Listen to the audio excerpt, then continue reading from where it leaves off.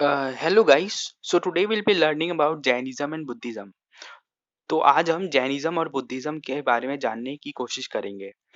जैसे कि पता है कि सिक्स्थ सेंचुरी बीसी थी, it is considered to be a wonderful century in history.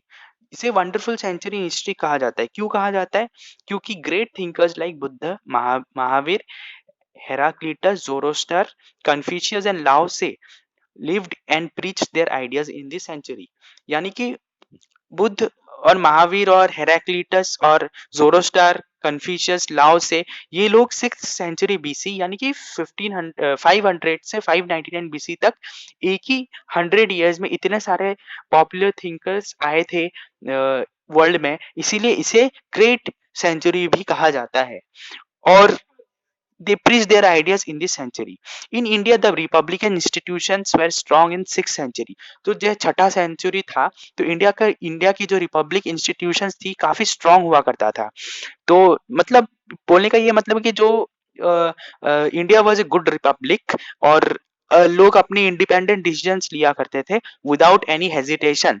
और क्योंकि जैसे सबको पता हुआ कि जैसे कि जैनिज्म के पहले जो वैदिक एरा थी, तो या फिर उससे पहले भी जो इंडिया की हिस्ट्री हुआ करती थी, तो जनरली ये देखा जाता था कि इंडिया की जो हिस्ट्री है या फिर जो ये अब की इंडिया की जो रिचुअल्स थी, इंडिया की जो बेसिक ट्रेडिशंस थी, काफी ऑर्थोडॉक्स थी और ऑर्थोडॉक्स थी। पर जो 6th सेंचुरी बीसी में काफी ट्रांसफॉर्मेशन देखने को मिला था, क्योंकि इंडिया की जो मतलब इंडिया रूलिंग हुआ करती थी वो काफी चेंज हो गया था। और इंडिया की जो रूलिंग पीरियड थी या इंडिया की जो रूलिंग टेंडेंसी थी, वो काफी लीगल और सबके लिए जो सोचने वाला इक्वलिटी और जिससे काफी सबको यानी कि जो इजीली लाइफ स्पेंड कर पाए, इंडिया की जो लिविंग स्टाइल वैसी अडॉप्ट हो गई थी।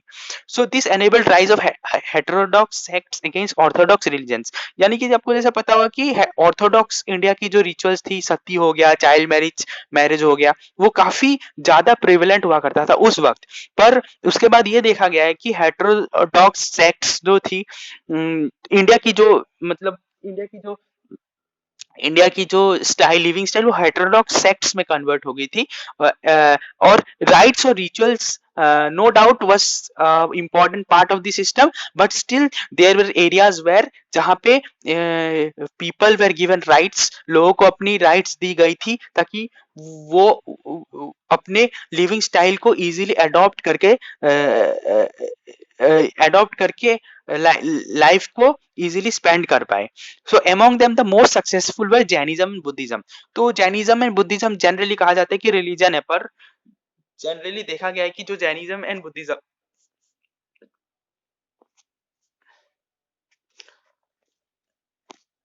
सॉरी, जो जैनिज्म और बुद्धिज्म है, जनरली देखा गया है कि it was a method of lifestyle. इसीलिए बहुत लोग जो हिंदू थे या फिर दूसरे रिलीजन्स थे, वैसे लोग जैनिज्म और बुद्धिज्म में होना शुरू हो गए, क्योंकि जैनिज्म और बुद्धिज्म एक इक्वालिटी प्रोवाइड करता था कि आप इस तरह से जी पाओगे, इस तरह से अहिंसा था, फिर right path, right faith, right conduct, इस तरह से जो लिविंग स्टाइल था वो लोग एडॉप्ट करने लग गए। And there impact on Indian society was remarkable.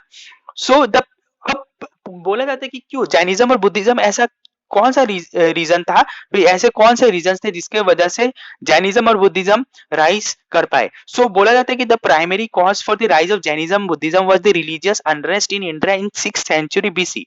The complex rituals and sacrifices advocated in later Vedic period were not acceptable to the common people। समझ रहे हो? कॉमन पीपल को जो जो रिचुअल्स और सेक्रीफाइसेस बहुत ज्यादा स्ट्रिक्ट हो गया था लेटर वैदिक पीरियड में। अब मान लो अर्ली वैदिक पीरियड और लेटर वैदिक पीरियड में कोई भी सिविलाइजेशन कैसे एंड होता है? जब या तो नेचुरल कॉजेज या फिर ऐसे ऐसे फैक्टर्स जो which is unsuitable for humans. सो जो वैदिक कल्चर थी बहुत ज्यादा स्ट्रिक्ट हो गई थी, तो अब लोग इस तरह से प्रोटेस्ट करना शुरू कर दिए थे।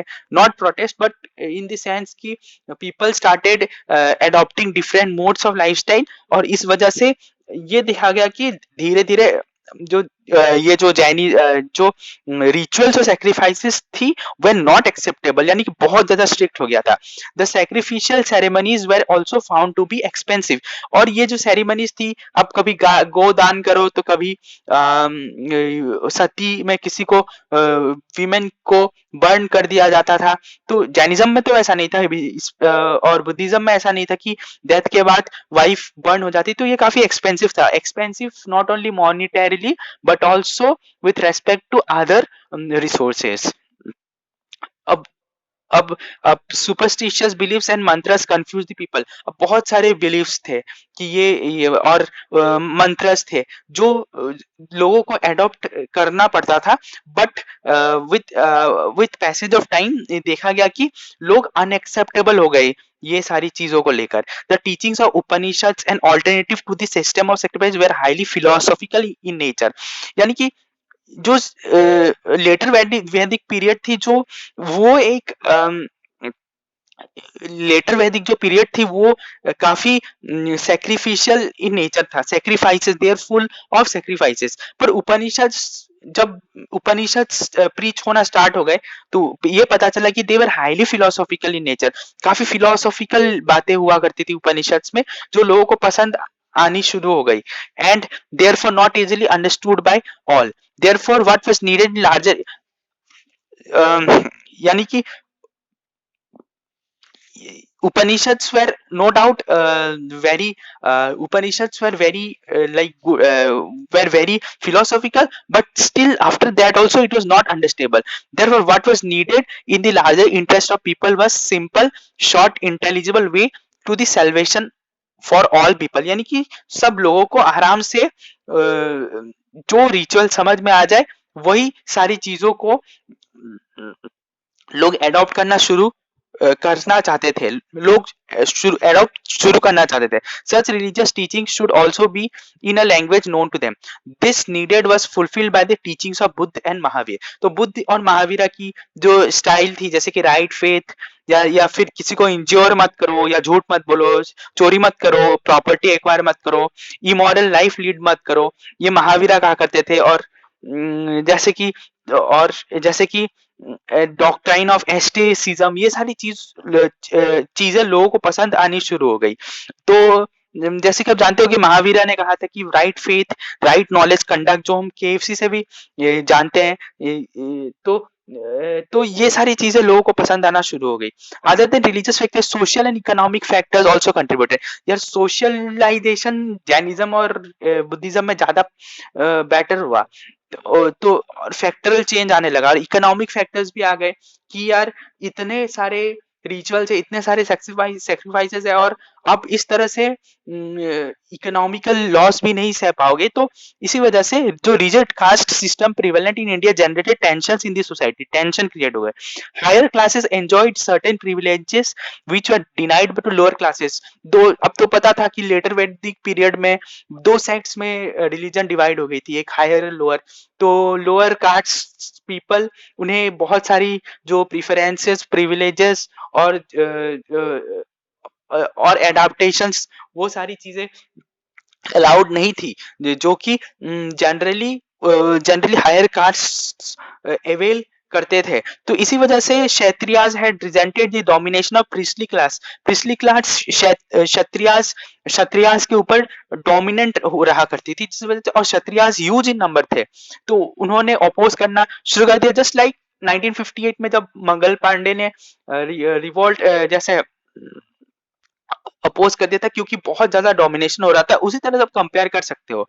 It should also be noted that Buddha and Mahavira belong to Kshatriya origin. So यानी कि Kshatriya generally is lower in caste, not lower but lower than Brahmins.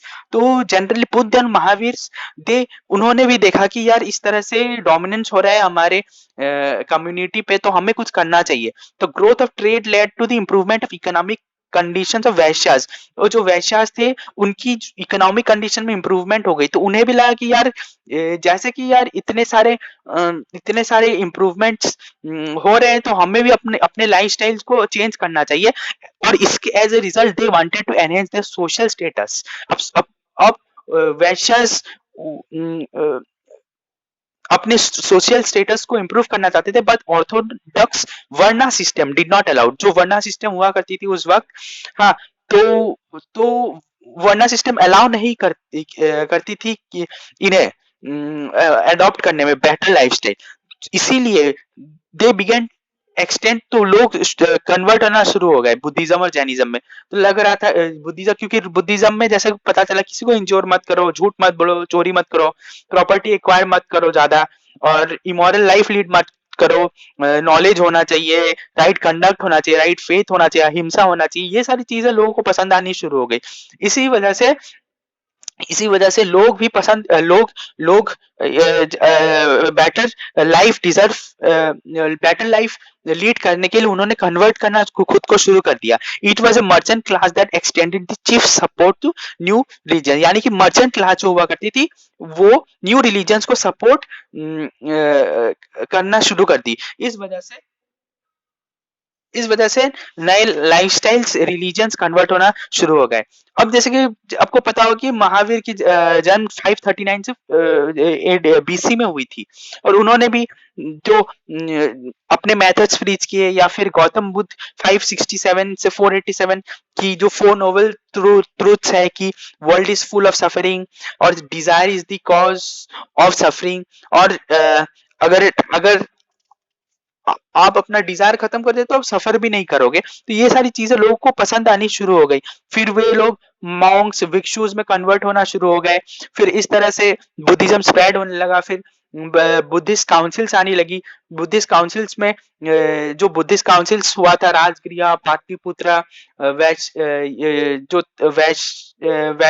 Vaishali और Kashmir, first second third fourth Buddhist council. फिर इसी तरह से लोगों को पसंद आने लगा। तो यही सारे रीजन थे जिस वजह से बुद्धिज्म और जैनिज्म स्प्रेड होना शुरू हो गई। एक तो negative negative negative outcome of the Vedic period, और newer adoption of Jainism and Buddhism.